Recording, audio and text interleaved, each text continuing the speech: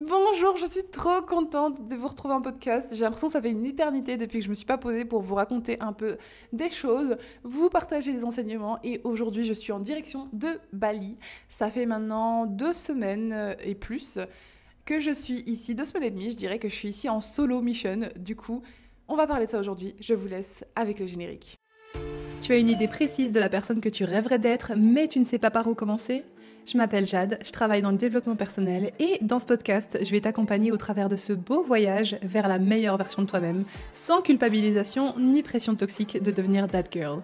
Car la meilleure version qui t'attend, c'est celle où tu peux être 100% toi-même, t'aimer et être aimé pour ça. Dans ce podcast, on aborde énormément de sujets sans aucun tabou. Rêve, peur, amour, sexualité, solitude, argent, succès et j'en passe. En plus des conseils Glow Up, je te raconte ma vie, mes péripéties et les leçons que j'en tire. Si tu veux travailler personnellement avec moi, je te laisse visiter le lien dans la bio du podcast, mais avant tout, laisse-moi t'accueillir. Bienvenue dans l'univers du guide du Glow Up, l'endroit où tu vas découvrir le ou la vraie toi. Alors, bienvenue pour ce nouveau podcast, pour celles et ceux qui ne me connaissent pas. Enchantée, moi c'est Jade et je me suis présentée déjà dans l'intro, donc je sais pas pourquoi je le refais. Mais aujourd'hui, on va parler de voyager solo. Pourquoi ? Qu'est-ce que ça fait ? Je vais vous parler de mon expérience personnelle et tout ça. Et voilà, j'ai honnêtement pas réfléchi à ce podcast. C'est juste, ça fait quelques jours que je me dis, mais purée, j'ai trop envie de faire un podcast. Et j'ai pensé à ça. Je me suis dit, ok, that's a good idea. Mais avant de commencer, comme d'habitude, je préfère vous tenir au courant qu'en ce moment même, je suis en train de faire le lancement de mon nouveau programme Masterclass, parce que pour ceux qui me connaissent pas, même si je l'ai expliqué, mais voilà, je suis coach et donc je fais du coaching principalement développement perso et confiance en soi, amour de soi, les relations avec les autres, pour tout, l'argent, l'abondance, la manifestation, bref, je touche beaucoup de milieux que moi-même je vis et que j'expérimente, sur lesquels je me renseigne et ensuite que j'enseigne. Et en ce moment, je suis en train de lancer un programme qui s'appelle Create Your Vision. J'ai pensé à ce programme pendant que j'étais, justement, c'est dans le thème en fait, pendant que j'étais au bord de ma piscine à Dampassar et que je me disais, meuf, t'es en train de bosser depuis le bord d'une piscine dans un hôtel super beau à Bali, à l'autre bout du monde, t'es toute seule, tu contrôles ta vie et je sais que s'il y a des personnes qui m'écoutent qui ont tendance à voyager beaucoup, peut-être que c'est rien pour vous, mais pour moi, c'est incroyable ce que je fais là, tu vois. Et à la fois, je l'ai fait au bon moment et je me sentais prête, enfin bref. Et du coup, quand j'étais au bord de cette piscine, je me suis dit, meuf, tu dois enseigner et aider et apprendre et élever, dites-le comme vous voulez, les autres à réaliser les mêmes choses que toi. T'es capable d'enseigner ça et ils sont capables aussi. Parce que franchement, si on m'avait dit que ma vie ressemblerait à ça un jour, franchement, j'y croyais dans le fond, tu vois, j'y ai toujours cru, parce que c'est le principe, tu vois, j'ai demandé quelque chose, et en plus, moi, je suis en human design, je suis manifesteur, générateur, donc en gros, pour manifester, je dois être très spécifique, et je l'ai toujours été, donc heureusement, et donc j'ai toujours su ce que je voulais exactement, presque, parfois, c'est plus un feeling ou des trucs, enfin bref. Et donc, tout ça, c'est des trucs que je vais aborder dans la masterclass. Ça durera 3 jours. Et le premier jour, ça va être vraiment de clear your vision. Donc, clarifier ta vision. Le premier jour, ça va être vraiment se dire, OK, qu'est-ce que je veux exactement ? Parce qu'il y a plein de personnes qui ne savent pas exactement ce qu'elles veulent. Elles ont un peu... j'ai fait une vidéo là-dessus sur... mais d'ailleurs, je voulais l'upload en podcast et ouais, je l'ai fait, je crois. Oui, si tu te sens perdu, écoute ce podcast. Il y a plein de personnes qui naviguent leur vie un petit peu à l'aveugle et qui savent même plus ce qu'elles aiment pas, etc. Et donc, le premier jour va aider à ça, à clarifier un peu qu'est-ce que tu veux, qui es-tu, qu'est-ce qui te fait vibrer dans la vie, parce qu'en fait, c'est pas inné. Tout le monde n'est pas au courant de ce qu'il veut manifester ou de ce qu'il veut vivre, etc. Que ce soit une apparence physique, que ce soit une relation amoureuse, que ce soit un style de vie, un job, un salaire que tu veux gagner. Qu'est-ce que tu veux clairement manifester ? Première chose, le jour 2, ça va être comment créer ta vision. Donc là, ça va être tout le travail intérieur. Premièrement, les croyances limitantes qui te bloquent, etc. Parce que forcément, si tu l'as pas encore dans ta vie, c'est que soit tu t'es pas assez concentré sur ce que tu voulais, que tu savais pas ce que c'était. Donc ça, on le travaille au jour 1. Soit c'est qu'il y a des choses qui bloquent. Il y a des croyances limitantes qui bloquent, il y a l'univers qui bloque, c'est peut-être pas le bon moment, etc. Donc à ce moment-là, on réalise tous ces trucs-là, le timing divin, etc., etc. Et le jour 3, du coup, c'est Live Your Vision. Et là, c'est vraiment un truc où on apprend comment incarner, parce que pour attirer, il faut d'abord devenir. Et donc, bref, on va parler de tout ça. Et il y aura aussi une Q&A. Ça, c'est la première fois que je fais ça, genre une vraie Q&A pendant la masterclass. Donc, en gros, le jour 3, ce sera... En fait, par exemple, le jour 1, ça va être ce samedi 23 septembre. Ensuite, ça va être quelques jours plus tard, le jour 2.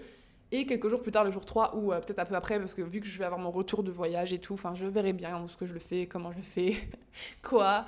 Mais en tout cas, ça va être vraiment trop cool de parler en direct et que les personnes puissent poser leurs questions. Et il y aura aussi toute une journée sur le Discord pour poser ces questions. Bref, en tout cas, sachez que jusqu'au lancement, la masterclass est à moins 30% et le lien est, comme d'habitude, dans la description du podcast. Voilà, n'hésitez pas à rejoindre. Franchement, c'est la première fois que je fais un podcast sur la manifestation et je suis un podcast, un programme sur la manifestation et je suis trop contente. Je voulais vraiment un jour, c'est vraiment un objectif d'en faire un gros, mais je voulais vraiment commencer par vous apprendre la manifestation de A à Z avec une vision claire, un objectif clair et voilà. En tout cas, passons au thème du coup de ce podcast. Pourquoi je vous ai fait ce podcast ? Tout simplement parce que en ce moment, je suis un mois en solo à Bali, donc j'étais au Japon et en Corée le mois précédent avec mon copain et enfin, copain, on a un peu remis les choses en place, évidemment, ça fait vraiment cliché, genre en mode la meuf elle est seule en voyage, puis du coup ils rompent et tout, mais je vais vous expliquer tout. Mais oui, on était partis en Corée et au Japon ensemble et c'était un désir de ma part depuis très longtemps de partir en solo, enfin très longtemps. En vrai, ça fait quelques mois, / un an, que j'y songe réellement, tu vois. Au début, je me disais, bon, j'aimerais bien partir dans les îles et tout, parce qu'une fois, voilà, j'ai été à Tahiti, quand j'étais avec mon ancienne relation, ses parents étaient tahitiens, enfin lui, il était tahitien, donc on revenait souvent, et j'ai découvert l'amour des îles, quoi. Moi, je m'attendais pas du tout à ce que les îles, ce soit comme ça. Enfin, je sais pas, tu sais, genre, tout le monde parlait des Bahamas, de Bora Bora, moi, j'en avais strictement rien à péter. Mais quand je l'ai vécu, quand j'ai vu la vie là-bas, je sais pas, moi, c'est la nature. J'ai un truc, j'adore la nature luxuriante. Genre, quand il y a plein d'arbres, plein de fruits, plein de trucs, je suis là, waouh. Genre, c'est ça qui me rend vraiment heureuse, émerveillée à voir, tu vois. Malheureusement, on vit dans une planète qu'on est en train de tuer à petit feu, mais bon. En tout cas, Tahiti, ça a été fantastique à voir et j'ai commencé à être folle amoureuse des îles. Et ça faisait des années qu'on me parlait de Bali. Mon lapin s'appelle Bali, mais c'est pas du tout parce que j'étais fan de Bali, c'est une histoire, une autre histoire. Et finalement, ma sœur a acheté une villa à Bali. Enfin, c'est tout s'est fait de sorte à ce qu'aujourd'hui je voyage ici. Et donc, je suis très très contente parce qu'on dit souvent que Bali, c'est un endroit où les énergies sont extrêmement fortes et que c'est très spirituel. Et que quand tu vas à Bali, généralement, Bali va te montrer ce que tu as besoin de voir pour ta vie. Bali va t'apporter les réponses que tu cherchais parfois.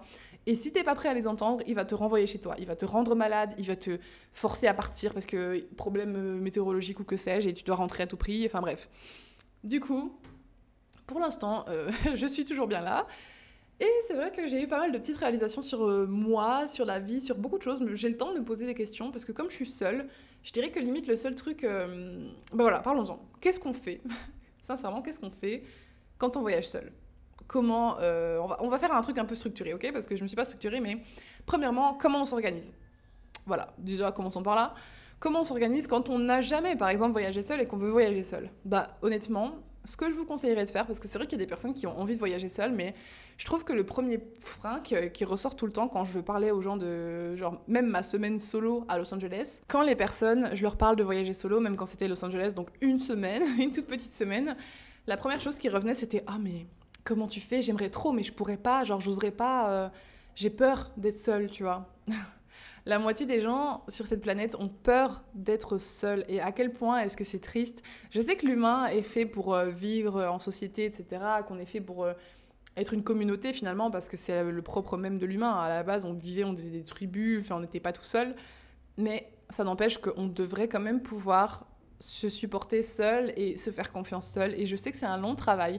Je sais que c'est pas inné pour tout le monde. Ça dépend comment tu as été éduqué, ça dépend de ton histoire de vie, ça dépend dans quel endroit tu as vécu, si c'était dangereux, etc. Donc ça, je le comprends. À chaque fois, je leur disais, mais meuf, tu te rends pas compte, quand tu voyages seul et quand tu fais un truc seul, c'est impressionnant parce que tu te rends compte que tu es capable depuis le début. En fait, depuis le début où tu penses que t'es pas capable de tout faire toute seule, tu l'es. Genre littéralement, tu l'es. Si la seule chose qui t'empêche de voyager seul, c'est toi qui n'oses pas prendre tes billets et partir voyager seul. Mais je peux te promettre qu'une fois que tu arriveras sur place, si tu te dis « Ok, je me débrouille », tu seras capable. Parce que tout le monde, en tout cas, on se comprend, prenez-moi avec des pincettes, si jamais des personnes qui sont lourdement handicapées, etc., ne peuvent pas, mais vous m'avez comprise. Mais tout le monde est capable de booker un hôtel. Tout le monde est capable de retirer de l'argent en cash et de payer avec la monnaie sur place. Tout le monde est capable d'utiliser un translator et parler... Si jamais vraiment la langue est différente et se débrouiller pour se faire comprendre, tout le monde est capable de s'acheter à manger. Tu vois ce que je veux dire? On est tous capables de ça et tout le monde est capable d'être seul dans la solitude, je veux dire, de ne parler à personne, etc. Ça veut pas dire que c'est agréable, ça veut pas dire qu'il faut le faire tout le temps, mais c'est possible. Donc les premières choses que, si vous souhaitez voyager seul, mon premier conseil, c'est d'abord de bien prévoir vos dates, de regarder quand est-ce que vous voulez partir, de regarder la météo de là où vous allez, parce que du coup, vous allez devoir faire tout votre itinéraire vous-même. Donc à l'avance, si ça peut vous rassurer, désolée pour les chiens, ils sont un peu crackhead energy. Donc si ça peut vous rassurer, parce que vous avez peur de voyager seul, la première chose la plus importante, je suis désolée pour les chiens, c'est de préparer un itinéraire qui vous fait vous sentir confortable et en sécurité. Bien sûr que vous aurez toujours peur, bien sûr qu'au moment où vous allez prendre l'avion, vous allez vous dire « Est-ce que ça va vraiment se passer comme j'ai prévu ?» Mais oui, ça se passera encore mieux, ou pire, mais ça fera des anecdotes et tout ira toujours bien. Parce que honnêtement, c'est pas compliqué. Tu regardes les vols d'avion, tu regardes la période, tu regardes, ok, la météo, elle sera comment à ce moment-là, tu regardes un petit peu les itinéraires où tu veux aller, tu te renseignes si tu peux prendre des bus, si tu peux prendre des taxis, le prix de la vie là-bas, le prix de la nourriture, le prix des transports, etc. Si tu peux louer un scooter. Enfin, par exemple, pour Bali, j'ai dû regarder d'abord où est-ce que je voulais aller. Au début, j'ai fait n'importe quoi. D'ailleurs, sachez-le, j'ai fait n'importe quoi. Au début, j'ai réservé genre 4 nuits à Denpasar, alors que purée, mais il n'y a rien à faire là-bas, genre c'est l'horreur et tout. Donc heureusement, j'avais mon bel hôtel, et puis de toute façon, je m'étais dit, bon, comme je revenais du Japon, je voulais prendre quelques jours pour travailler et tout, et être concentrée. Sauf que là, c'était abusé, parce que genre j'étais vraiment dans un hôtel, et quand je sortais, c'était comme un zoning commercial, tu vois, il y avait que des routes, genre c'était pas possible. Donc en fait, je me sentais comme un poisson dans un aquarium pendant 4 jours, et c'était pas... Pour le moral, c'était pas terrible, mais ça allait encore parce que du coup, ça me permettait de travailler. Et puis, au moins, je crois que je suis quand même sortie un soir pour rencontrer des gens. Parce que ça aussi. En fait, je sais pas comment structurer ce truc. C'est vraiment la merde. Est-ce que je le fais en mode ADHD, en mode mon cerveau il va de droite à gauche et puis il y a 15 000 trucs? Ou est-ce que je le fais structuré vraiment genre étape 1, étape 2? Non, allez, je le fais en mode ADHD. Vous avez l'habitude, si vous me suivez, c'est pour moi aussi, merde. C'est que vous m'aimez bien, moi et ma façon de parler. Donc, le truc un peu chaotique et à moitié organisé, là, bah voilà, vous aimez ça. Donc, ce que je vais dire par là, c'est que on a souvent peur de ne pas trouver des personnes autour de soi. Donc, deuxième étape, comment s'entourer? Parce que quand tu voyages seul, ça ne veut pas dire être constamment solo non plus. Tu es seul avec toi-même parce que tu pars avec juste ta BITE et ton couteau et tes bagages. Et genre, t'es vraiment confronté à toi-même, mais ça veut pas dire que tu dois être enfermé uniquement avec toi-même. Personnellement, partir seul comme ça pendant 1 mois, je n'aurais jamais pu le faire à l'époque. C'était pas possible parce que j'étais dans une dépendance affective, mais level 1 milliard, genre c'était abusé.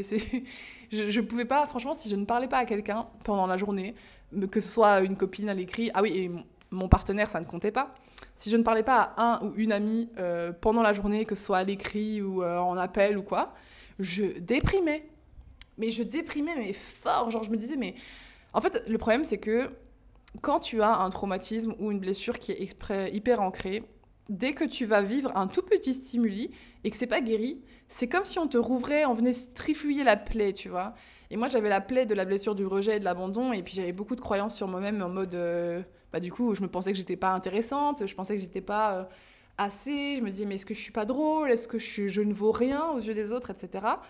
Et dès l'instant où personne ne m'écrivait de la journée, je me disais, mais ça y est, en fait, c'est ça. Genre, ils avaient raison, personne ne m'a dit ça, mais moi, mon cerveau, t'avais raison, tu sers à rien, les gens ne t'aiment pas, tu pourrais mourir, que tout le monde s'en foutait. Enfin, franchement, j'ai pensé des trucs comme ça. Et du coup, dès que j'étais seule pendant une journée, ça me triggerait ça. Et c'était horrible. J'ai jamais été aussi malheureuse de ma vie que quand j'ai ressenti ça. Et je me suis toujours dit que la seule chose qui pourrait me rendre vraiment très malheureuse à l'avenir, c'était si je me sentais toujours seule comme ça, en fait. Mais j'ai travaillé sur ma confiance en moi et j'ai travaillé sur l'amour de moi et maintenant ça va tellement beaucoup mieux. C'est ce qui me permet aujourd'hui de voyager seule aussi. Et en fait, ce qui je pense... Attends, je vais faire un aparté encore, mais ce qui, je pense, n'est pas assez conscientisé dans le fait que quand tu voyages seul, c'est pas tellement une histoire de solitude. C'est une histoire d'amour de soi. Parce que quand tu pars seul, tu te montres, tu te dis déjà, la promesse que tu fais à toi-même, c'est regarde, je te fais confiance. Imagine que tu es une autre personne que toi-même. Imagine genre vraiment t'es ta meilleure amie et toute ta copine. Tu te dis, ok, je te fais confiance pour m'emmener là. Je te fais confiance pour me garder en vie. Je te fais confiance pour me garder en sécurité. Je te fais confiance pour ne pas déprimer à la outrance. Et en pire, si tu déprimes, tout ira bien parce que je te fais confiance parce que tu arriveras à remonter la pente. Et en gros, c'est ça. Le message que tu montres à toi-même quand tu pars solo et que tu es capable de faire un truc, ou même quand tu sors de ta zone de confort en général, c'est que tu dis, regarde, je te fais confiance. Et donc ça veut dire quoi? Ça veut dire je me fais confiance. Je me fais confiance pour m'en sortir parce que je suis aussi capable qu'un autre. Si on veut voyager avec quelqu'un d'autre, c'est parce qu'on a peur. On se dit, mais attends, mais imagine si moi je sais pas réserver un hôtel. Enfin, je sais même pas. On a peur de quoi même? Parce que mes copines, elles disaient, oui, mais j'ai peur de pas savoir faire ci, pas savoir faire ça, puis s'il m'arrive un problème. Oui, mais il peut t'arriver un problème partout. Alors oui, c'est vrai que ça aide. Quand il y a des gens autour de toi que tu connais, ça peut aider beaucoup de choses. Mais n'oublie pas que tu n'es pas le seul humain à cet endroit. Ici, je suis à Bali. Il y a déjà, il y a une quantité astronomiquement ridicule de Français. On est très, très, très nombreux en termes de tourisme. Mais au-delà des Français, les Balinais, c'est des humains aussi. Je ne suis pas seule. En fait, je suis avec moi-même et je suis avec toutes les personnes qui sont autour. Les animaux que je croise, ils viennent me faire des câlins.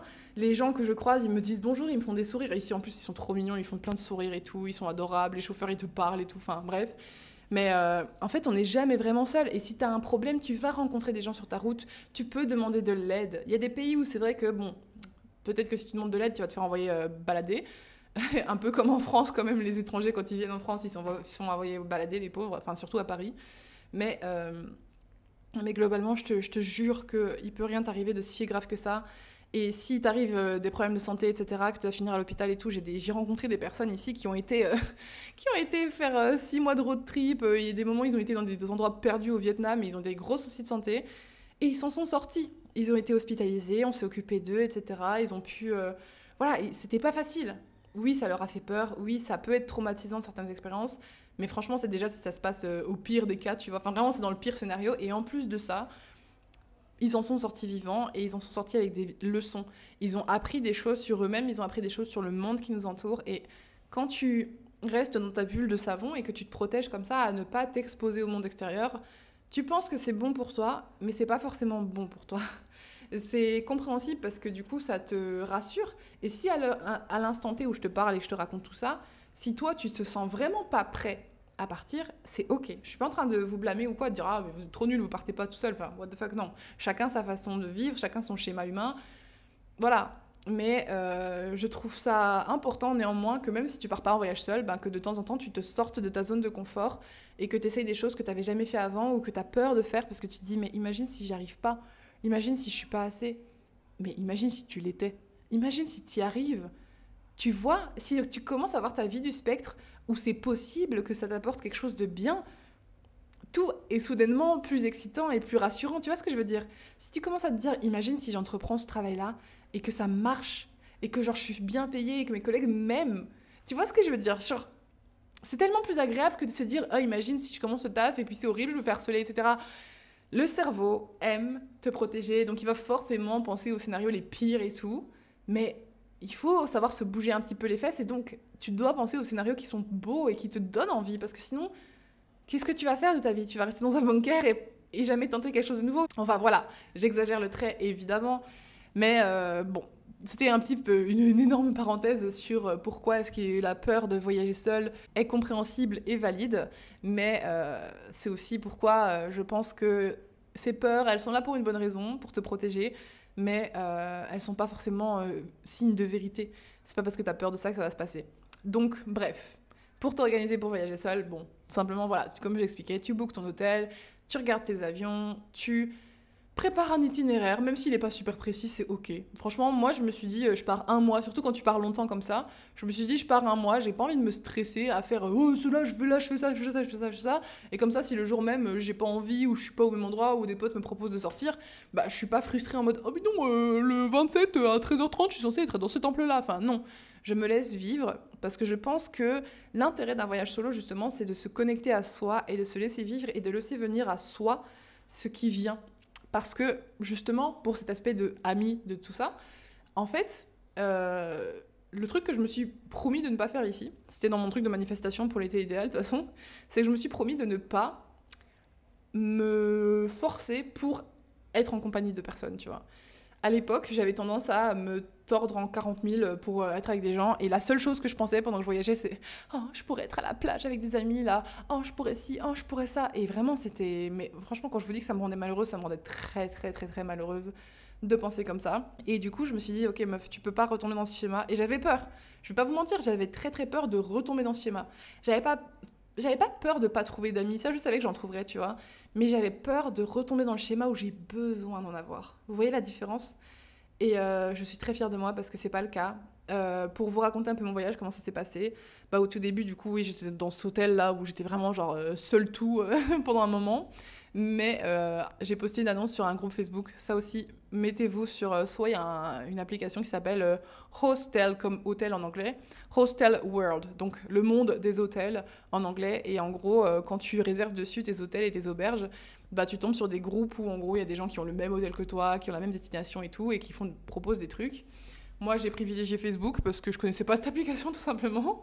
Donc, j'ai utilisé Facebook et j'étais dans le groupe Les Français à Bali et dans le groupe co-voyageuse en Indonésie. Et franchement, ça m'a permis de rencontrer des gens au bon moment. Et en plus, j'ai rencontré des gens super. Donc, du coup, quand j'étais à Denpasar, j'ai fait une sortie, j'ai rencontré plusieurs amis qui sont trop chouettes, qu'on a encore un groupe là et que quand je retourne là-bas, je retournerai, les reverrai, etc. Et c'est vrai que ça m'a fait trop du bien parce que du coup, moi, j'ai remarqué en tout cas que je peux rester sans contact humain de style plus que bonjour, vous allez bien.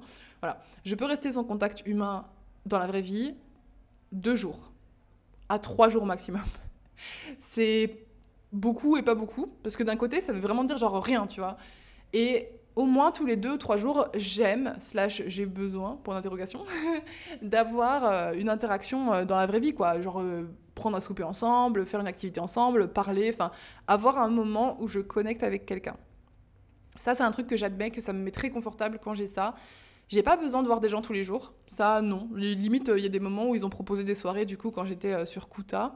Donc là, j'étais un peu plus dans un endroit où c'était un peu mieux. Je pouvais prendre un scooter et aller faire plein de cafés, plein de restos, aller à la plage. Enfin, il y avait toujours un truc. Et l'excuse parfaite pour voir des gens ici, c'est ben, vas-y, on va voir le sunset en buvant un verre. Tu vois, c'est parfait. Ben, quand j'étais sur Kuta, en plus, il y avait des clubs, des boîtes de nuit. Oh là là, j'ai trop aimé. J'ai trop, trop kiffé. J'ai vécu ma meilleure vie. Franchement, incroyable.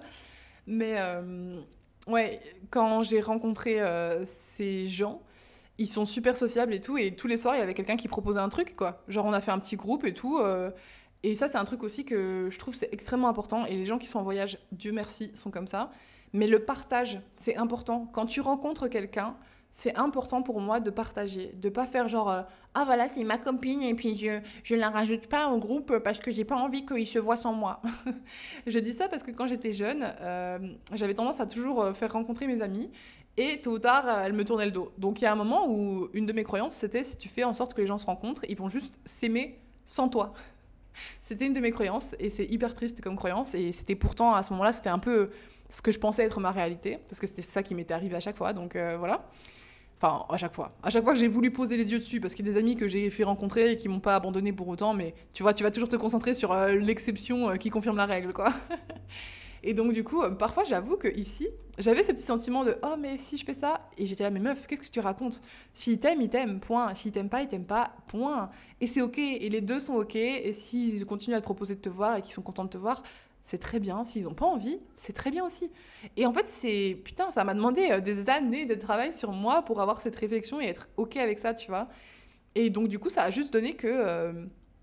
Voilà, je me suis inscrite sur ces groupes, j'ai rencontré des personnes. Il y a des personnes où j'ai su que ça durerait, du moins le temps du voyage. Et parfois, il y a des personnes que, honnêtement, ça m'étonnerait pas que ça dure, même après, tu vois. J'ai rencontré une nana adorable qui est. Elle me fume. Genre, elle est vraiment super drôle et c'est le genre de personne que j'aime vraiment beaucoup. Et elle est super. Enfin, c'est très réciproque, tu vois. C'est genre en mode la meuf, elle te dit quand elle t'apprécie. Donc c'est agréable parce que moi aussi je le dis, tu vois. Donc bref, c'est ce genre de personne. Et j'ai rencontré 2, 3 autres personnes aussi comme ça qui sont vraiment spéciales et que j'aime bien.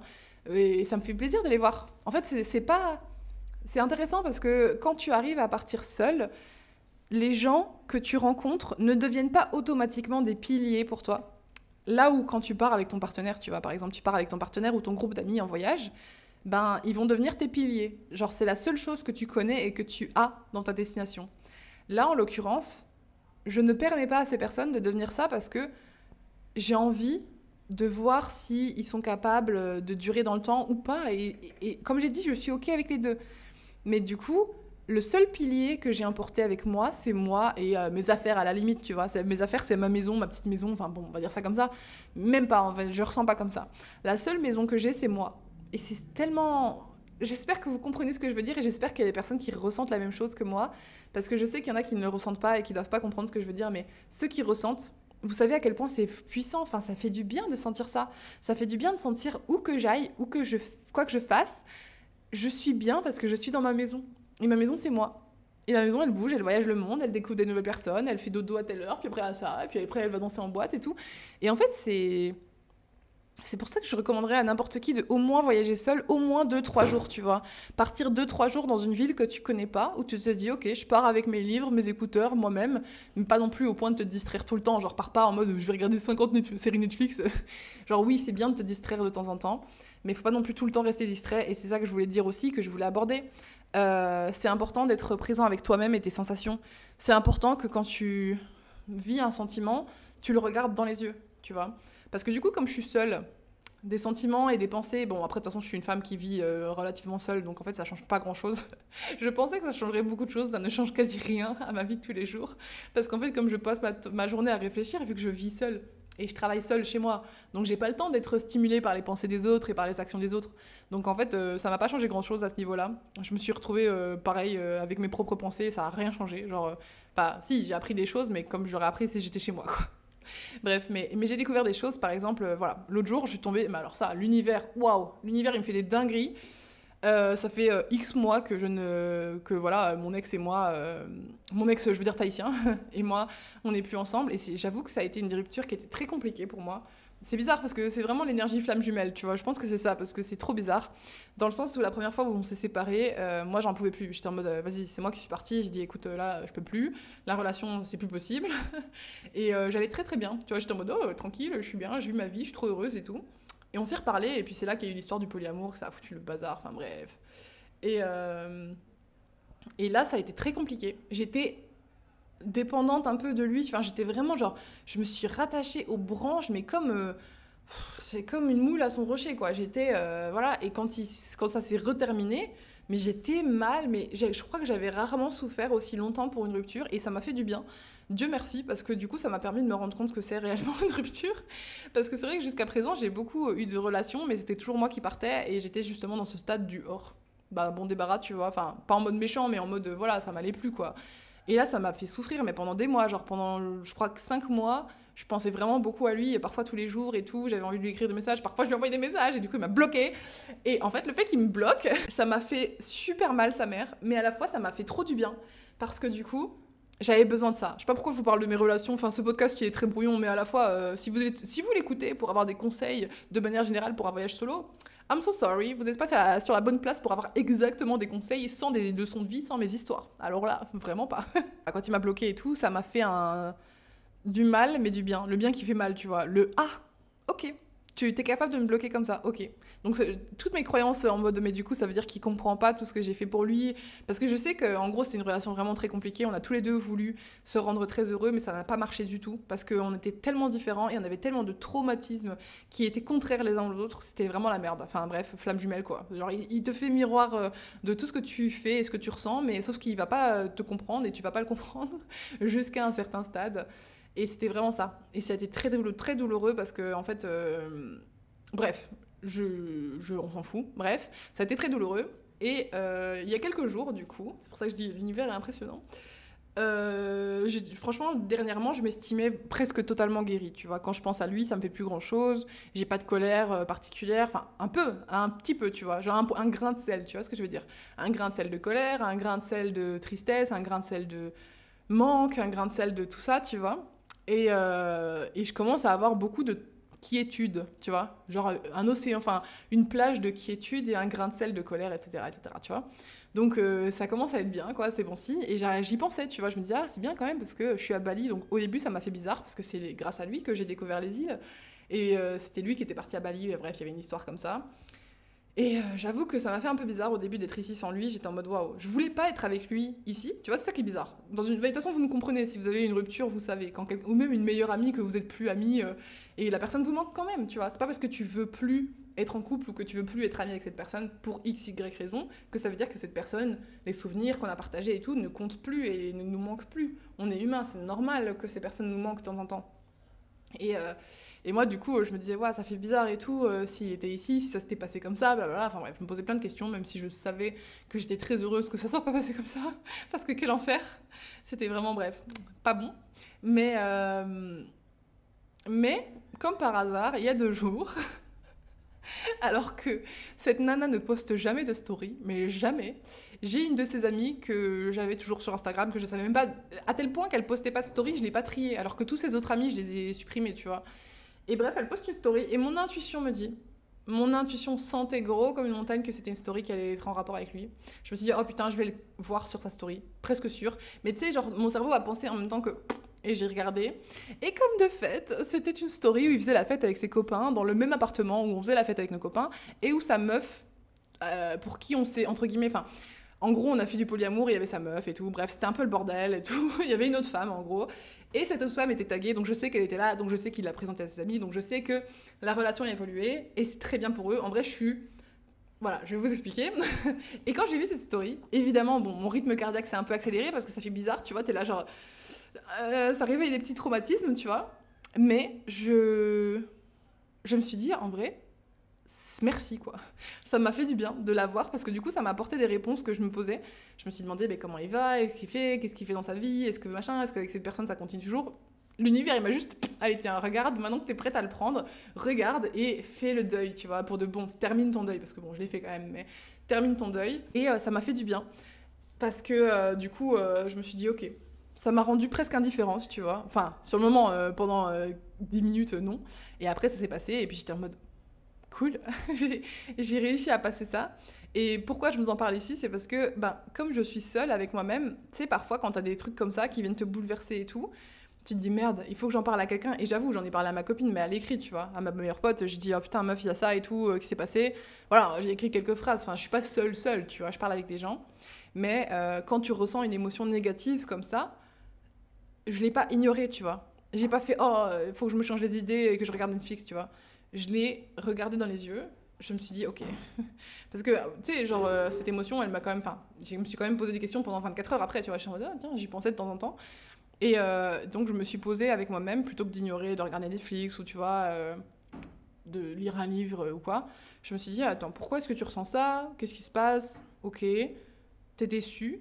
Oui. Et à la fois, t'es contente? Oui. Ça a le droit. Enfin, c'est 2 émotions qui vont ensemble et à la fois pas ensemble, mais elles sont là, donc ok, je les vois, je les accepte, etc. Et bref, j'ai fait une espèce de compte rendu de comment je me sentais, et ce que je veux vous dire par là, purée, parce que je passe par 4000 chemins, parce que je vous update sur ma life en même temps, mais quand tu voyages seul ou accompagné, mais surtout seul, c'est important que tu te laisses du temps pour tes pensées, que tu n'essayes pas de tout le temps te booker, enfin après les gens sont différents, mais moi perso je pense que c'est pas très sain de toujours être booké à la mort, tu vois, du matin au coucher du soleil, et genre, alors à 6 heures, je vais faire ça, je vais faire du surf sur la plage, ensuite je fais ça, ensuite ça. Genre, parfois c'est bien juste de se poser avec ses émotions, des choses qui viennent à toi, des gens qui reviennent à toi, qu'est-ce qui te font ressentir, à quoi tu penses quand tu vois ces gens-là, des choses difficiles qui se passent, de pas essayer d'ignorer sa réalité, de pas faire genre, oh là là, j'ai rien vu et tout. Non, d'abord confronter les émotions, et se dire, ok, bon, bah ça m'a fait me sentir comme ça, je le vois, voilà, ça me prend 10 minutes, 15 minutes aller de réflexion, et après je suis là, bon, ok, je vais mieux, et je continue, et puis parfois quand elle revient, oh, eh ben, tu t'arrêtes, et tu continues, parce que j'ai l'impression que, comme les gens ont peur d'être seuls, ben, du coup ils vont forcément prévoir 1 milliard d'activités, ou forcément acheter 1 milliard de livres à lire, ce qui est très ok, hein, je dis pas, mais... mais c'est vrai que moi j'essaye de limiter mon temps sur le téléphone, enfin j'abuse un peu parfois le matin et tout, ou le soir, tu vois, quand justement j'arrive pas, enfin je me mets pas au lit, enfin bref, ça c'est encore autre chose. Mais j'aimerais bien faire ça moins, et encore je trouve vraiment que je le fais pas beaucoup. Genre je trouve vraiment que je suis pas beaucoup sur mon téléphone et tout. Ici, genre je suis principalement dans le moment présent, et le moment présent passe très vite d'ailleurs, c'est abusé. Et voilà. Ce podcast n'a pas beaucoup de sens, mais j'espère que ça vous fait plaisir, ce petit update. Ah oui, et pourquoi du coup je suis plus vraiment en couple avec mon copain? Enfin, je dis encore mon copain. En fait, c'est un peu bizarre parce que du coup, c'est tellement. On s'est pas revus encore, donc c'est un peu bizarre. Mais en gros, c'est juste que je vous l'avais déjà dit, je pense. Je suis sûre et certaine que je vous l'avais déjà dit dans un podcast que je vais quand même l'appeler mon chéri parce que voilà, c'est quand même un homme adorable. Que mon chéri et moi, on sait depuis le début, c'est trop bizarre. C'est une situation. Enfin, c'est pas trop bizarre. Il n'y a pas de normalité, Jade. C'est ok. Parce que mais c'est juste que c'est les gens qui disent que c'est trop bizarre, donc commence pas à parler avec les mots des gens, sinon c'est foutu. Mais en gros, quand j'en parle aux gens, ils trouvent ça étrange, parce que depuis le début qu'on est ensemble, on savait qu'on ne devait pas être ensemble justement parce que bah lui il est très monogame et moi je suis un peu polie et tout. Enfin, je sais que je suis ouverte à plus, tu vois. Je suis pas capable d'être juste avec une personne, sauf si vraiment c'est... Et encore non, je pense pas. Mon rêve à moi, c'est de trouver l'homme de ma vie, mon mari, et je sais très bien à quoi il ressemble, je veux dire sa personnalité, ses trucs, enfin... Disons que je le manifeste depuis que je suis toute petite et inconsciemment, tu vois, je sais juste que l'homme que j'aimerais, il me fera me sentir comme ci, comme ça, comme ça. Avec lui, on fera ci, on fera ça, on fera ça. Et une des choses qu'on fera, c'est que je sais très bien qu'on ne sera pas totalement monogame en termes de sexualité ou en termes d'affection. Après, en termes d'affection, je pense qu'on s'aimera tellement qu'on n'aura pas besoin d'autrui ou quoi, et qu'on s'attachera jamais autant à autrui. Mais je sais qu'en tout cas, on se permettra quand même de vivre des petites expériences, que ce soit ensemble ou séparément peut-être, je sais pas. Et donc, voilà, c'est un statement pour ma vie maintenant. J'ai envie de m'écouter, j'ai envie d'arrêter de me forcer à me mettre dans des relations fermées. Enfin, je vous ai fait tout un podcast sur le polyamour, mais enfin, sur la rupture. C'est le podcast sur la rupture, si vous voulez le contexte. Mais en tout cas, je suis plus prête à être juste fermée avec une personne, etc. Genre, je trouve ça dommage. C'est pas mon truc, voilà. C'est pas mon truc. J'ai envie de vivre ma vie, j'ai envie d'être libre et tout. Et ça veut pas dire aller au club tous les 9 soirs et pécho, c'est pas non plus ma personnalité, genre j'aime pas faire ça. Mais par contre, quand tu rencontres quelqu'un qui a une connexion spéciale et tout, t'as envie d'être un peu libre, etc. Bref, donc déjà de base, quand on s'est mis en couple, on savait ça.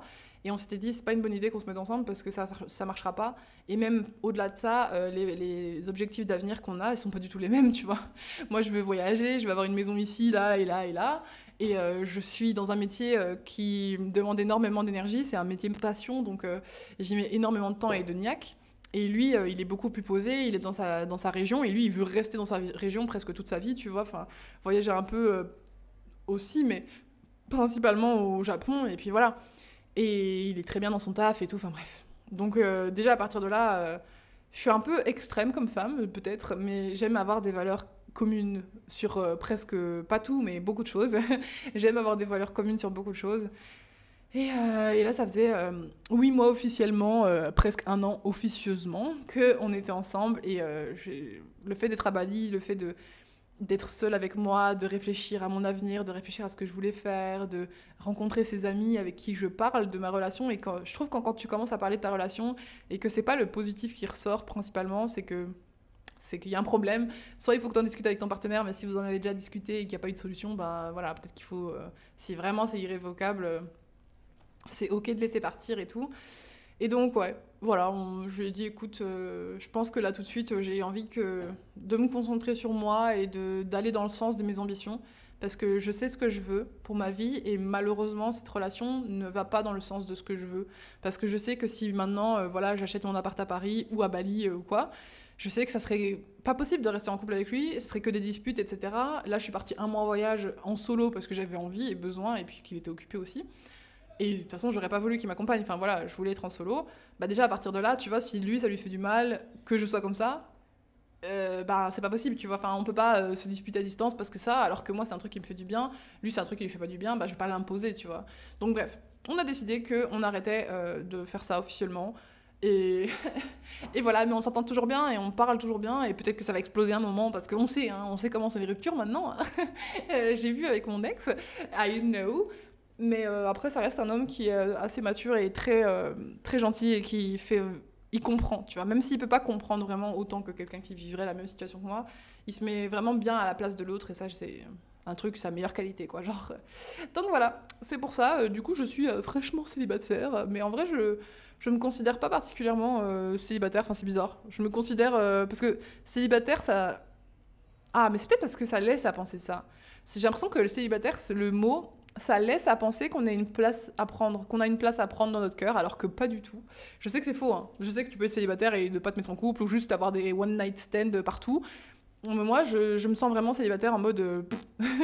en mode, voilà, je suis juste moi, je voyage, je vis toute seule et je kiffe ma vie avec mon petit lapin et je vais peut-être adopter un autre lapin pour qu'il ait une copine. Ça, c'est encore autre chose. Mais bref, on commence à être un peu assez carré du sujet du voyager solo. Est-ce que j'ai des choses que je peux rajouter sur le fait de voyager solo? Euh, oui, bah peut-être en termes de destination, soyez sûr de voilà, vous renseigner bien sur l'endroit où vous voyagez. Moi, je sais que Bali, c'est un endroit très safe pour les femmes, et comme de fait, les hommes me reconduisent tout le temps, Grab et tout. Les Indonésiens, ils sont trop gentils. Genre, parfois, il y en a eu quelques-uns qui m'ont catcall, mais c'est très rare. Genre, c'est vraiment genre une personne sur 500 que j'ai croisé, tu vois. Donc c'est pas pareil que quand tu vis à Paris, il y a beaucoup plus d'insécurité que ici, clairement. Ici, on est très safe. Le Japon, pareil, c'était une destination super safe. La Corée aussi, même si la Corée, ça m'a vachement déçue d'ailleurs. J'étais très déçue. Je trouvais que les gens n'étaient pas du tout sympas. Genre, quand tu passes du Japon à la Corée, franchement, waouh. C'est pas propre et enfin, c'est propre par rapport à chez nous, mais moins que le Japon. Et j'étais très déçue. Je pensais vraiment qu'ils étaient plus sympas, mais en fait, ils aiment pas trop les étrangers apparemment. Donc voilà. C'était comme en fait, c'était pire quand j'allais au supermarché, par exemple là-bas, c'était pire que d'aller au supermarché en France. Genre quand tu vas au supermarché en France, parfois tu tombes, enfin souvent moi en tout cas, je tombe sur la caissière gentille, tu vois, qui te sourit, qui parle et tout. Là, c'était. Me parle pas en fait. T'existes pas, je fais mon truc, enfin bref. Même les restaurants, c'était comme ça, enfin je sais pas, bref, c'était pas top. Ouais, choisir une destination qui est safe, surtout si t'es une femme qui veut voyager seule. Il y a plein de groupes Facebook, voilà, encore une fois, avec des femmes qui font traversent le monde, par exemple backpackeuses et tout ça. Il y en a plein, plein, plein, plein, plein.